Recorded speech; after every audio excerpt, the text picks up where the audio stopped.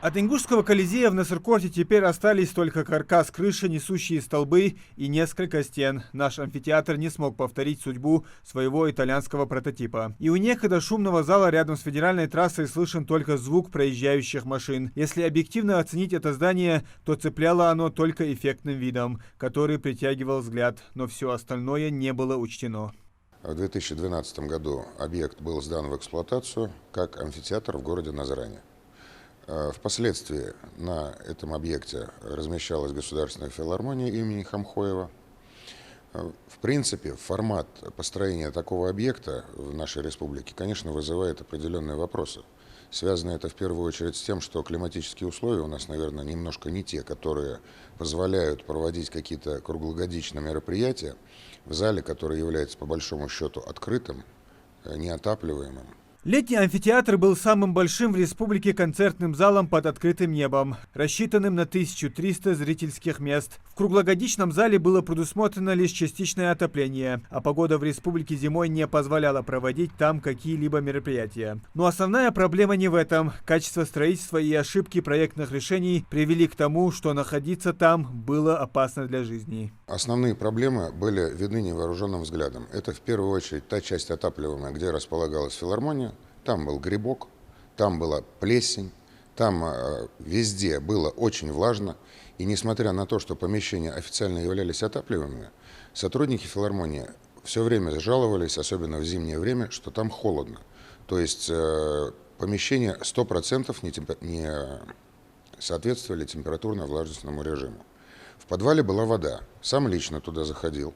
И два момента очень, честно говоря, заострили внимание. Первое – это само наличие воды.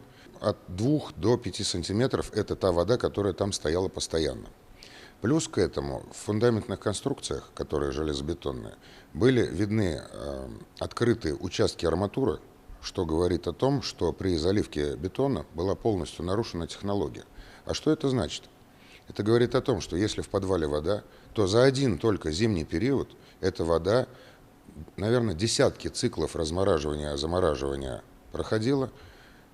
И, конечно, это очень сильно влияет на конструктивную способность здания. Эти и другие проблемы летнего амфитеатра предстали перед главой Ингушетии в 2021 году, когда Махмуд Али Калиматов посетил объект с проверкой. Тогда было принято решение провести обследование здания концертного зала. Для этого привлекли специальную московскую компанию, которая провела полный комплекс изысканий, в том числе по геологии, геодезии и лабораторным исследованиям. Результат проверки был не самый лучший. В результате геодезических изысканий было выявлено, что вертикальные железобетонные колонны имеют отхождение от нормы почти 7 сантиметров, если быть точным, 69 миллиметров. При допуске всего 15, то есть этот допуск был превышен в разы. Также были определены отклонения от проекта. По проекту все вертикальные железные конструкции должны были делаться из профиля квадратного. Но специалистам быть не надо, все это видели, что все вертикальные колонны металлические сделаны из круглого профиля. Это было нарушение. Также были проведены лабораторные испытания бетона. Бетон должен был быть марки В-25. По факту он оказался В-20. Поэтому, в принципе, набор причин, по которым здание оказалось в таком состоянии, был выявлен полностью. И, естественно, организацией официально было принято здание аварийным.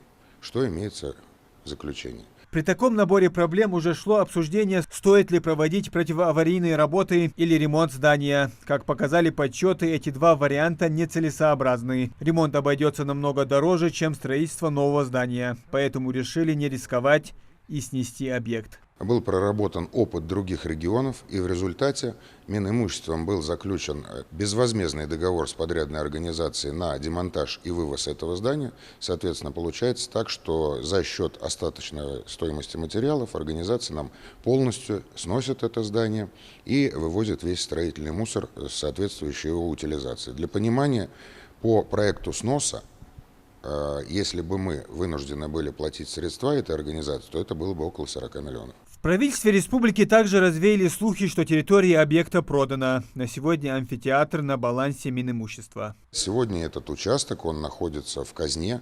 Более того, есть, в принципе, перспективная идея для того, чтобы объединить его с прилегающими участками, для того, чтобы можно было какой-то более серьезный объект там расположить, соответственно, и привлечь более крупного инвестора. Зампред правительства также сообщил, что демонтаж проводится с соблюдением всех необходимых норм и требований безопасности. Завершить работы планируют до конца июля. Муслим Ганиев, Акрамат Дасхоев, Магаз 24.